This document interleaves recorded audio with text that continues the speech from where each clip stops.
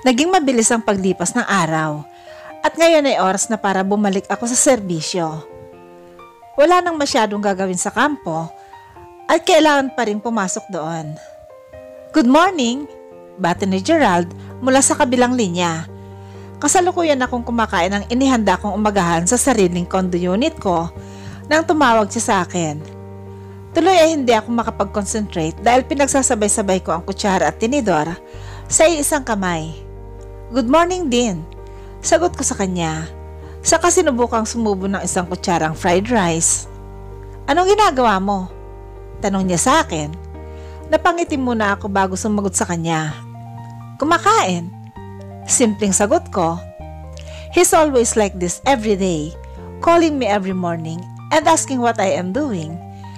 Nasasanay na nga yata ako sa pag-spoil niya sa akin.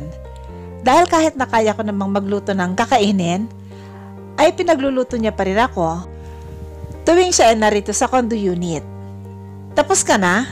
tanong niya. "Not yet," sagot ko naman sa kanya. Ini-open ko ang loudspeaker saka nilapag yun sa lamesa.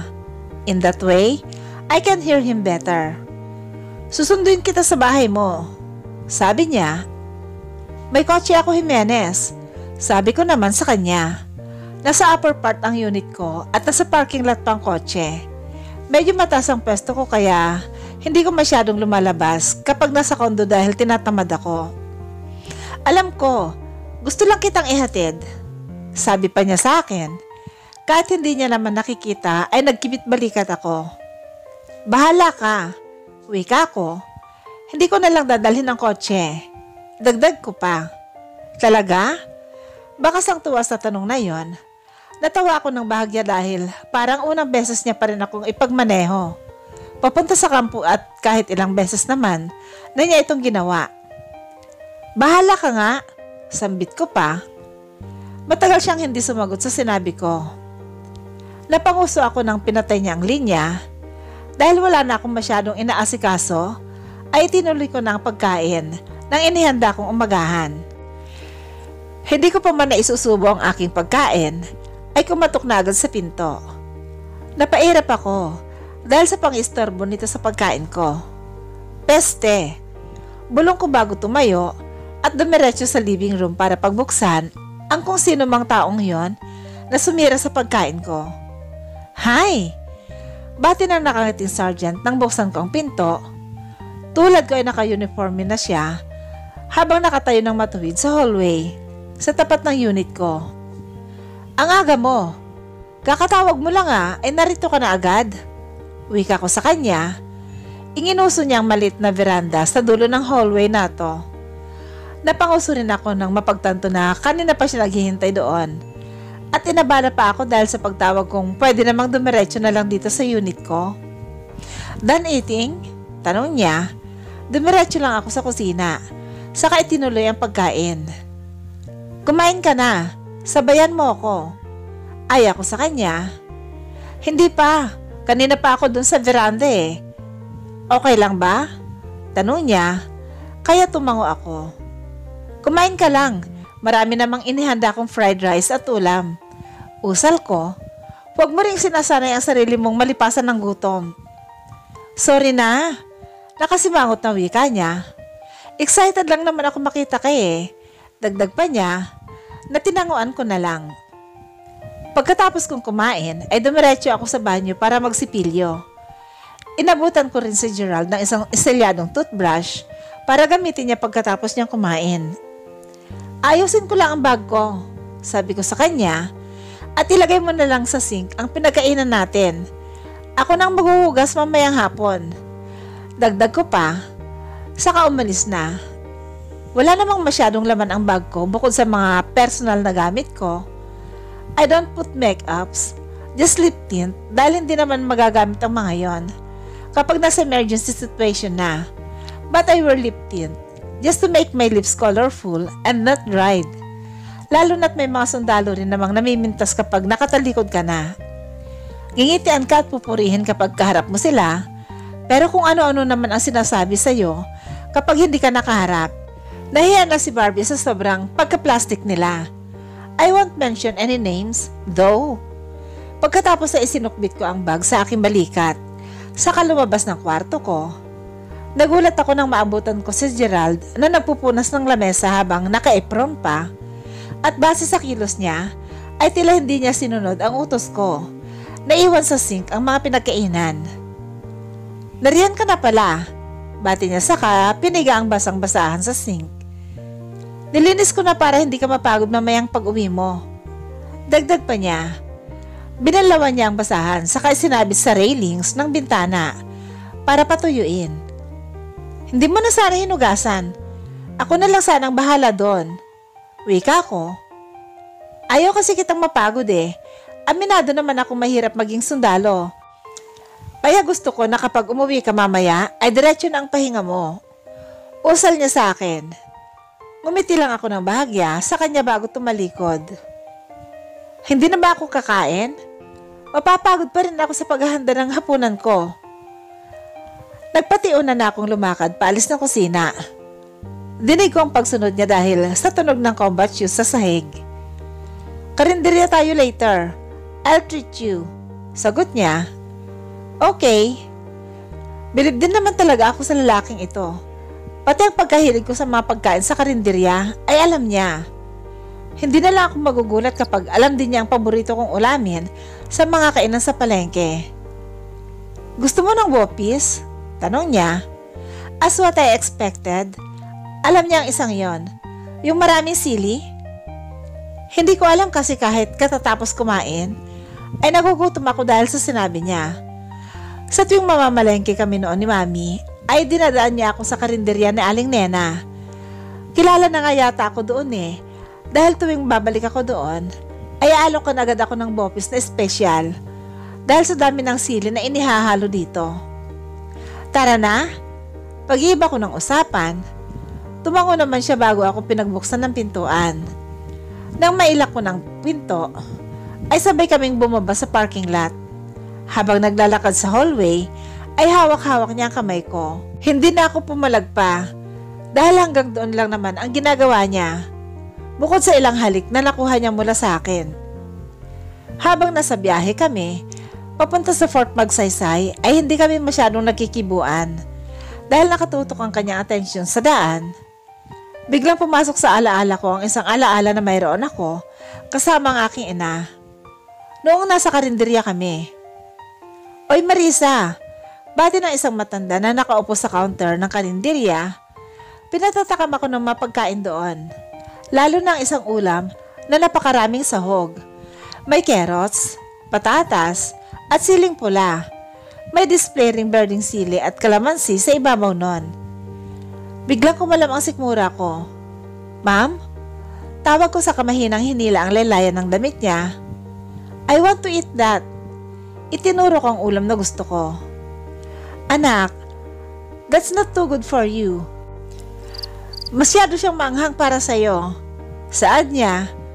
Napanguso ako dahil sa pagtatampo. "Kaya mo na ba ang ganyang anghang?" Muli niyang tanong. Nakanguso pa rin akong tumango. "Please, I want to eat that." Pagsusumamo ko, napabuntong hininga siya sa kalumingon sa matandang nagtitinda. "Isang order nga po ng fried rice at bopis." Ani Mami dito. Tinawanan pa ako ng ibang mga kumakain doon nang tumalon ako sa kanakangiting niyakap ang aking ina. Marahan niyang hinaplos ang likod ng ulo ko. "Thanks, ma'am. I love you." Masiglang wika ko sa kanya. "Anything, baby. I love you too." Nakangiting sabi niya. Binalot ako ng lungkot nang rumihistro ang nakangiting mukha ni Mami. Hindi ko man masyadong maalala ang kanyang mukha, ay may pinapakita naman si Daddy sa akin na larawan ni Mami, na nakangiti at halatang masaya siya. Mayroon karga-karga niya ako. May mga shots na hawak niya ako habang katabi si Daddy. Halatang masaya siya sa mga larawan na yon. At yun ang paulit-ulit na nagpapakita sa aking isipan. "Tara na," sabi ni Gerald. Napalingon ako sa kanya at nagulat siya. "Bakit ka umiiyak?" Tanong niya sa akin. Hinawakan ko ang aking pisngi at nakapa ko ang basang parte nun. "May naisip lang," sabi ko sa kanya. Bumuntong hininga siya bago ako hawakan sa pisngi at punasan ang luhang umaagos mula doon. Whatever's bothering you, I am always here. Hindi kita pababayaan. Sabi niya sa kahinalikan ng aking pisngi. Lumabas na tayo at baka pareho tayong parusahan ng daddy mo kapag na-late tayo. Anya, ngumiti lang ako sa kanya sa inalis ang seatbelt ko. Salamat. Sinserong sabi ko sa kanya. Anything for you, love. Anya saka lumabas na at pinagbuksan ako ng pinto ng kotse. Kaunti na lang. Kaunting-kaunti na lang. Oh, Iha, kakain ka na ba? Tanong ni Aling Nena sa akin nang sinamahan ako ni Gerald na kumain doon. Umupo ka muna. Dagdag pa niya, sakay tinuro ang dalawang upuan sa harap ng stall nila. Salamat po, dating gawi. Kapag sinabi kong dating gawi, alam na nilang ihahanda na sa akin. Isang order ng kanin at ulam na bopis. Lagi rin kasi akong kumakain ng ganoon dito, kaya hindi malabong nakabisado na nila ang gusto kong kainin. Sige, hintayin mo muna.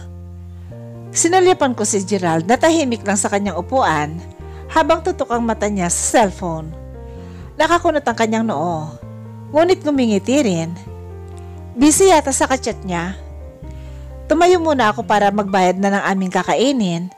Laking gulat ko nang dadmahin ako ni Gerald at nakatutok lang siya sa kanyang cellphone. Nakaramdam ako ng inis dahil sa pinapakita niya. Kung ayaw niya akong kausap, sana sinabi niya para hindi na ako nagpasama pa rito. Para hindi na ako pumayag sa alok niyang maghapunan kasama siya. Kulang na lang ay paupuan niya ang kanyang cellphone saka iyong titigan magdamag. Magkano ho bang order ko? Tanong ko kay Aling Nena. Kahit na sinabi ni Gerald na treat niya, ay hindi ako papayag. Baka magkaroon pa ako ng utang na loob dahil sa isang hapunang ako lang naman yata ang interesado. Ibinaling ko kay Aling Nena ang aking focus. Hindi siya mag-isa sa tindahan na yon. Ang kanyang makatiwala ay busy sa pag-aasikaso ng iba pa nilang customer dahil medyo malaki ang kanilang pwesto. Bukod doon, solo nilang lugar, kaya marami silang customer. Not to mention, their good and safe cuisines. 80 pesos lang, sagot niya sa akin. Agad akong nagbayad sa kanya. Nobyo mo ba yung kasama mo? Hindi po. Mabilis kong sagot. Bakit ho? Dagdag na tanong ko pa. Wala naman. Napansin ko kasi na bagay kayong dalawa. Nakangiting pangasar niya sa akin. Tumawa lang ako ng bahagya sa kanya. Mas bagay ho sila ng cellphone niya. Naliligaw pa lang po siya sa akin. Kung sasagutin ko na siya ay hindi ko alam. Pero kung itatanong niyo kung may pag-asa siya sa akin, ay sasagutin ko ho kayo ng meron. Sagot ko sa kanya. Ngumiti siya sa akin bago niya ako hinawakan sa kamay. Iha, naway huwag ka munang magmadali sa pagdedesisyon. Hindi porke mahal mo ay siya ang destined para sa'yo. Ang ibang tao ay darating sa buhay natin. Mag-stay ng kaunting panahon. Pero alis din kasi nakaharap sila ng mas lamang kaysa sa atin. Usal niya sa akin. Hindi naman sa tutol ako sa binubuong relasyon nyo. Ngunit gusto ko lang sabihin na kaya natin sinasagot ang isang manliligaw ay dahil may potential siya o maaari nakikita natin siya na makakasama natin sa hinaharap. Dagdag pa niya, naiintindihan ko kayo. Sinserong wika ko sa kanya. Ngayon na lamang ako muli nakarinig ng ganitong pangaral mula sa ibang tao na hindi ko nga naranasang mapayuhan ng sariling ina. Ngunit boto ako sa kasama mo. Sundalo rin ba siya kagaya mo? Usisa niya sa akin. Opo. Simpleng sagot ko. Bayan nga'y kaya niyang ipaglaban, ikaw pa kaya? Anya, kaya medyo natawa ko. Sige na, magbibilang pa muna ako ng kinita ko ngayong maghapon. Sige po, salamat ulit sa payo. Wika ko kay Aling Nena. Nang bumalik ako kay Gerald, ay hindi na nito kaharap ang cellphone niya. Wala sa bokabularyo ko ngayon ang kausapin siya dahil sa inis na nararamdaman. Gusto mo pa ng ulam? Tanong niya. Tiningnan ko lang siya ngunit ibinalik ko rin kagad ang aking paningin sa aking pagkain. Nakita ko sa peripheral vision ko na nag-igting ang kanyang panga at madiing pagkakakuyom ng kanyang kamao. Nainis na nga yata siya sa akin. Sino nga ba naman kasi ako para tarayan siya ng ganon? Kung kaharap niya ang cellphone niya ay wala akong pakialam kasi nililigawan lang naman niya ako at hindi girlfriend. Whatever he did a little while ago are all none of my business. I'm just nothing. Paubos ng pagkain ko nang maulinigan ko ang isang sigaw na papalapit sa amin. Snatcher! Tulong! Sigaw ng babae. Hinanap ko ang pinagmulan nun. Nakita ko ang isang babae na tumatakbo at tila hinahabol ang isang mukhang adik na binatang lalaki. Agad akong tumayo nang makumpirma na papalapit nga sa amin ang snatcher at ang biktima nito. Tumingin ako sa paligid kung may makikita akong maaaring makapigil at sa mabilis na pagtakbo ng snatcher. Nahagip ng aking paningin ang isang payong na bulaklakan na nakasabit sa likod ng monoblock chair. Sinulyapan ko si Gerald na nakatingin sa gawi ko at tila iniisip kung ano ang iniisip ko. Kausapin mo yung cellphone mo.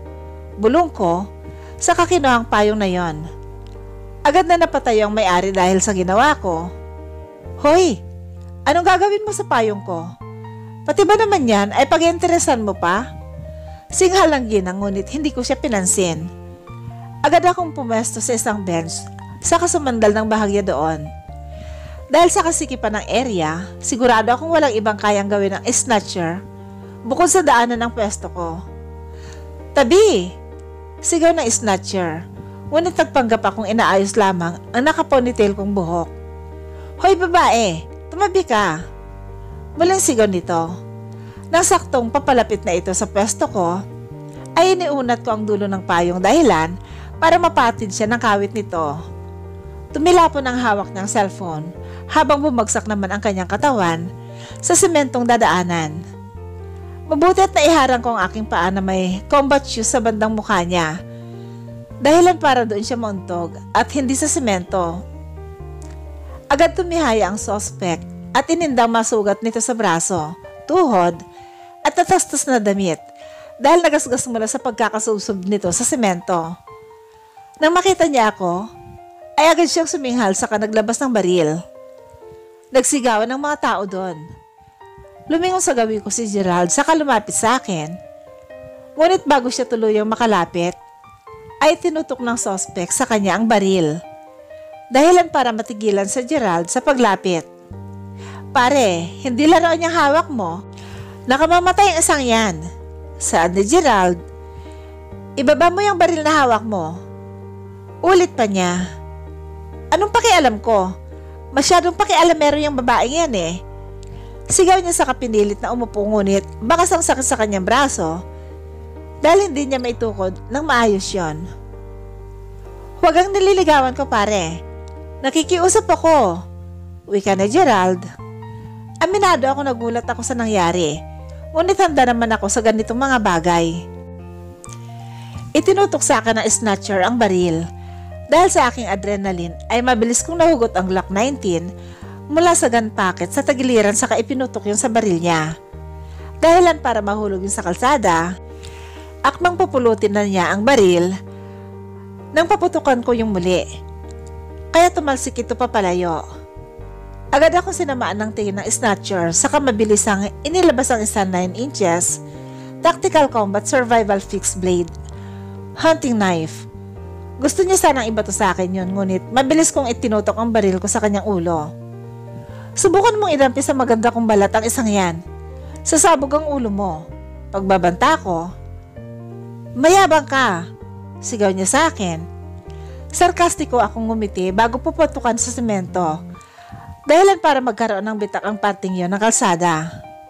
Semento nga, pumuputok. Bungo pa kaya? Wika ko sa kanya. Saka ko hinipan ang umuusok pang masal ng aking baril. Ibaba mo. Muli kong sigaw sa kanya. Halatang natakot siya nang ibaba niya ang hawak niyang kutsilyo. Umiiyak ang biktima niya sa likod ko. Lumapit ako saka sinipa palayo ang kutsilyo niya. Pati ang cellphone na nasa ulunan niya ay pinulot ko.